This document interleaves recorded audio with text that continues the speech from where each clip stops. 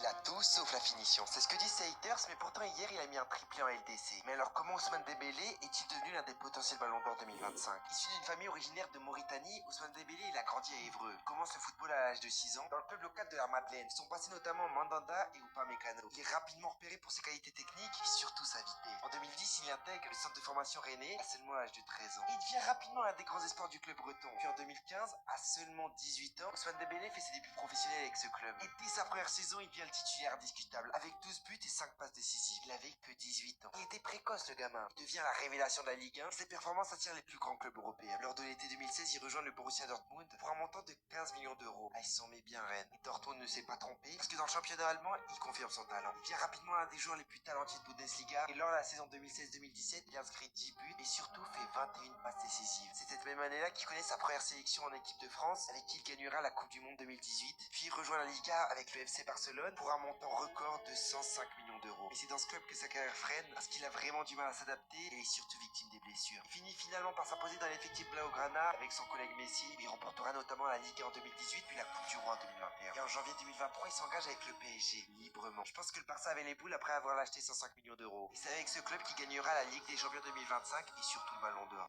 Il a